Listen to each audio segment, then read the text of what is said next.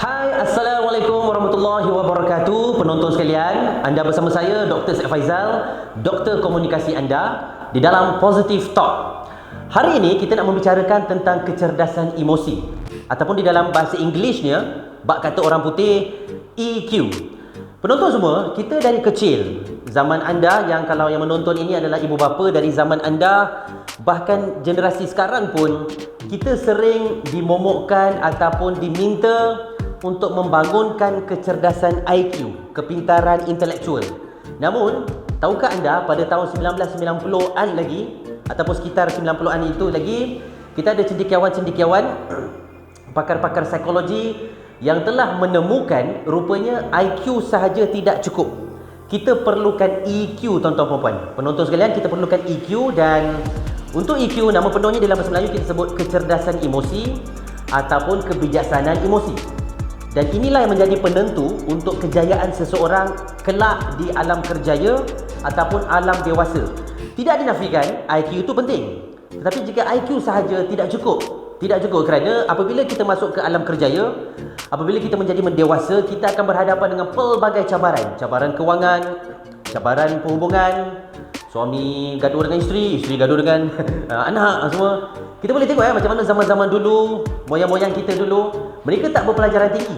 Mereka tidak berpelajaran tinggi, tetapi mereka mempunyai kematangan emosi tu.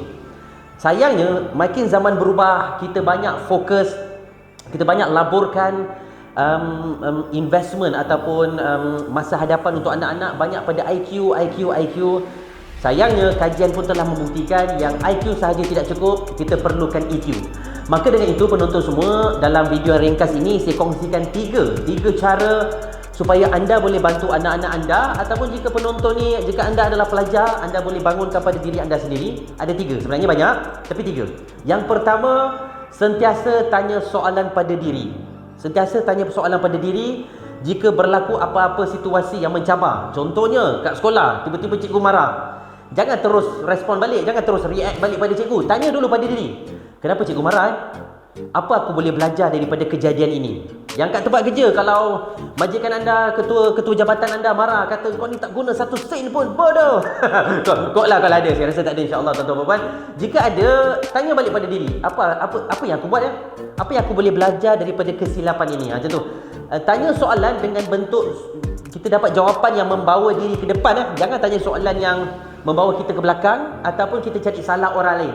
Jangan begitu. Itu yang pertama. Yang kedua ialah lihat dari perspektif orang ketiga. Dapat ya? Lihat dari perspektif orang ketiga. Kita ada yang pertama tadi, iaitu tanya soalan pada diri. Yang kedua sekarang ialah lihat dari perspektif orang ketiga. Maksudnya begini, jika kita bergaduh, kita bertengkar dengan seseorang, janganlah terlalu membawa-bawa sangat perasaan itu. Bawa bertenang, bawa bersabar, diam, bagi perkara ini berlalu. Kemudian fikir dari kacamata orang ketiga. Maksudnya begini ya, contohnya bayangkan saya bergaduh dengan isteri saya. Kalau saya tidak ada kematangan emosi yang baik, mungkin kami akan terlalu bergaduh sampai mungkin isteri tanpa kita cubit dia. Tapi apa yang kita buat di sini ialah, apabila saya dan isteri saya bergaduh, saya akan cuba lihat dari perspektif orang ketiga. Bayangkan kalau orang luar tengok kita ni macam mana. Nampak buruk, bukan? Nampak buruk macam apa ni, suami isteri asyik gaduh apa semua. So bila kita letakkan diri kita di perspektif yang ketiga ini, dia akan menyebabkan kita jadi lebih matang, lebih profesional, dan kita akan mencari asbab ataupun kita lihat hikmah kenapa orang ini marah. Kenapa si dia ini, sama ada isteri ke, bos kita ke, rakan kerja ke, anak buah ke, ataupun kawan-kawan yang kat sekolah tu, kenapa tiba-tiba dia marah kat aku? Oh, patutlah sebab aku masa tu tengah buat benda lain, benda-benda macam ni. So ini satu ilmu yang sangat menarik. Dalam hipnoterapi, teknik ini banyak diajarkan. So semoga bermanfaat untuk anda. Itu yang kedua.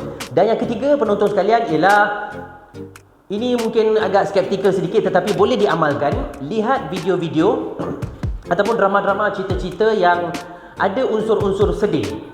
Okey, yang ni tolong faham ya. Kita faham kalau budaya masyarakat kita ni, cerita-cerita sedih, mungkin dia akan tengok drama pukul 7 ataupun melihat cerita filem Hindustan, Kabhi Khushi Kabhie Gham. Saya faham, memang budaya kita mungkin bila tengok filem-filem begini nampak macam kita sedih-sedih, tetapi tolong faham, kadang-kadang ada bagus juga lihat cerita seperti ini. Apa-apa cerita, tak kisah apa bangsa pun, kerana benda yang sedih itu membina kematangan emosi kita dan kita belajar daripada kekurangan, kesilapan orang lain.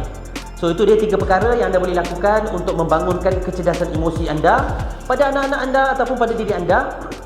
Semoga bermanfaat. Jumpa lagi dalam episod yang akan datang. Assalamualaikum.